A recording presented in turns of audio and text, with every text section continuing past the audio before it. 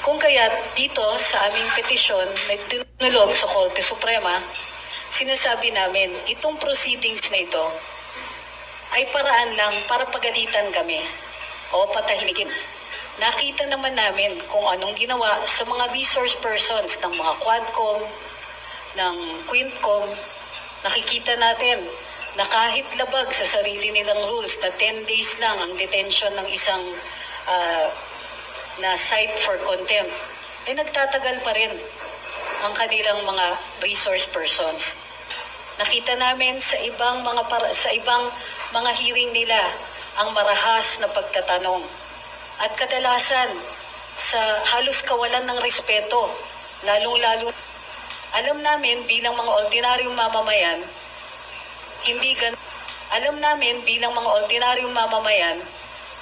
hindi ganon kabait. Mabait pa ang lagay na yon ang ituturing nila sa amin. Ace Barbers, kung saan natawag po kami na fake news vloggers, pseudo-journalists, political analysts. Ito ay sa interview. Sa iba naman ay tinatawag kaming narco-vloggers or pogo-vloggers at iba pa. Dahil sa mga naunang mga sinabi ng ating mga kinatawan na nasa Kongreso, naging maliwanag sa amin na mayroong ito po ay isang paraan para patahimikin kami. Patahimikin sa pamamaraan ng marahas na pagtatanong doon sa bahay nila, sa House of Representatives nila. Sigurado kami magagamit ito sa amin. Hindi kami pinapatawag para marinig yung aming boses, marinig ang aming quote-unquote expertise. Pinatatawag kami maliwanag dahil gusto nila kaming pagalitan. Nang sa gayon, ang ibang magtatahas, ang ibang gugustuhin gumamit ng social media para maging kritikal at pagsabihan ang ating mga opisyales ay mapipigilan. Mapipigilan pati kami. Ang tawag po dito,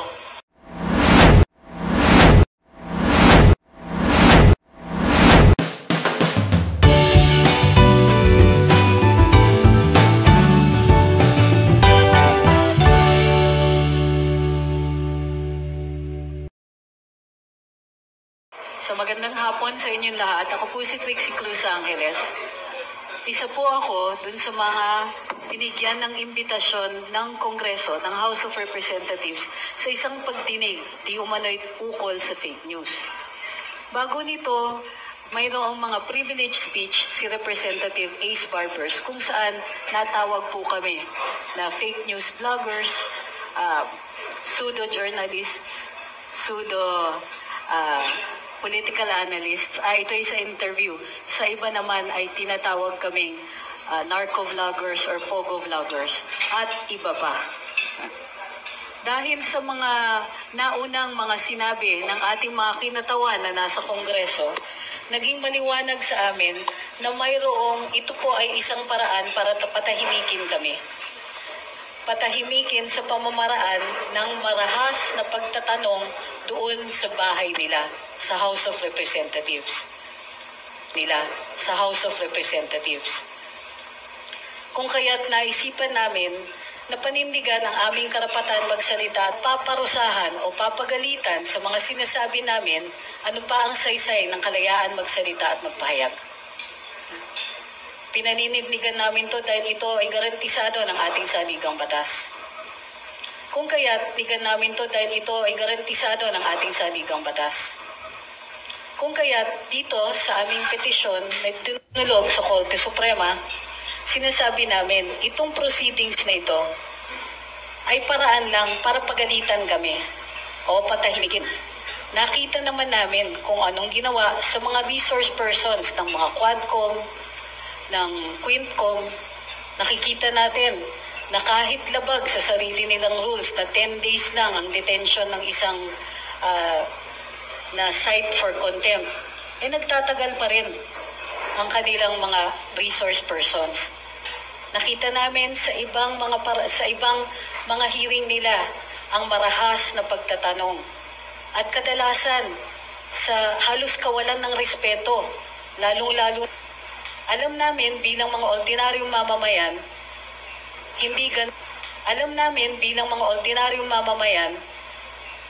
ganon kabait.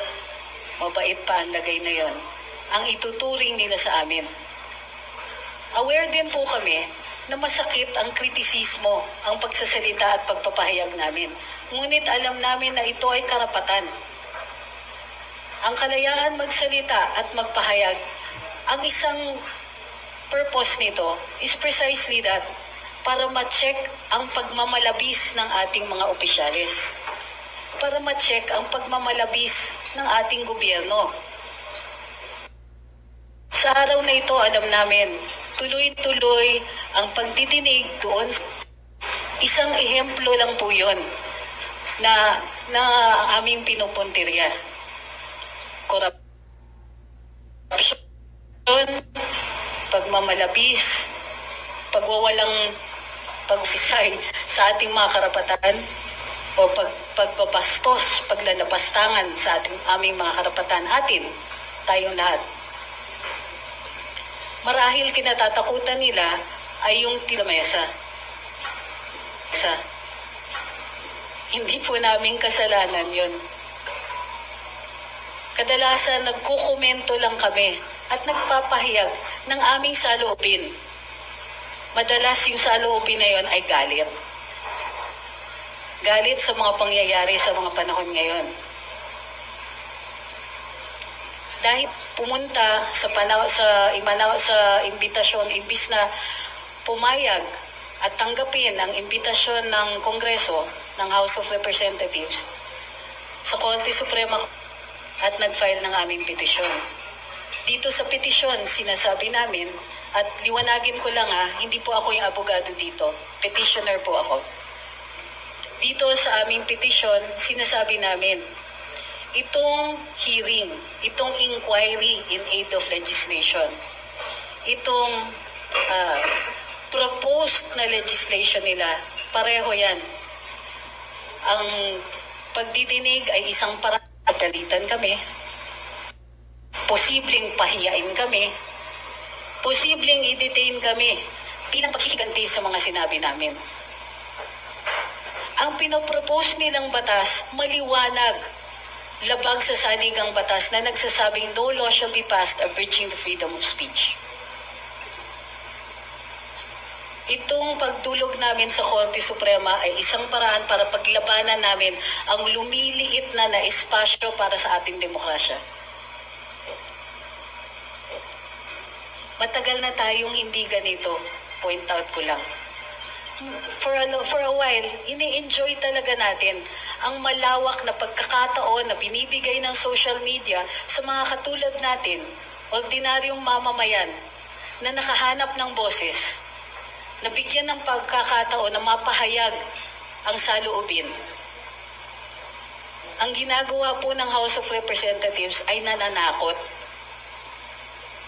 Gusto nila takutin ang ordinaryong mamamayan maging kritikal sa mga nagmamalabis na mga opisyalis, sa mga pagmamalabis ng ating gobyerno. Anong gusto nila? Baliwalain namin yung nakikita naming karahasan, yung greed na nakikita natin doon sa national budget. Ito na nga lang ang kaisa-isang sandata ng ordinaryong mamamayan, gusto paliitin, baliwalain. Nakikita namin dito may imbalance. Ang mga kongresista natin, may power of the purse. Parati nilang pinapaalala yon. Sila ay mga opisyales. Ang sweldo, ang travel, ang bayad sa kanilang mga opisina galing sa buwis nating mamamayan. Mayroon silang power to cite in contempt. Mayroon silang parliamentary immunity sa ilalim ng speech and debate clause. Itong parliamentary immunity na ito, gamit na gamit. Lalong-lalo na kapag ordinaryong mamamay, nakita namin ito sa ibang mga hearing. sigurado kami magagamit ito sa amin. Hindi kami pinapatawag para marinig yung aming boses, marinig ang aming quote-unquote expertise. Pinatatawag kami maliwanag dahil gusto nila kaming pagalitan. Nang sa gayon, ang ibang magtatahas, ang ibang gugustuhin gumamit ng social media para maging kritikal at pagsabihan ang ating mga opisyales ay mapipigilan. Mapipigilan pati kami. Ang tawag po dito, prior restraint at matinding pinagbabawal ng saligang batas. Certiorari. Ibig sabihin, itong desisyon, ang pag-propose ng legislation na ito, ang desisyon na magganitong hearing ay ginawa with grave abuse of discretion. Ibig sabihin, wala ito sa mandato nila. Walang mandato ang Kongreso na tanganin ang karapatan ng mga mamamayan. Hayag. Pinapigilan namin sila na ituloy, itigil yung sa aming mga nagsasalita sa social media.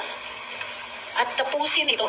Ang proposed legislation po, sinasabi nila, regulatory framework for social media. Wala ngang regulatory framework for traditional media eh. Walang framework at all, regulatory framework for any form of expression.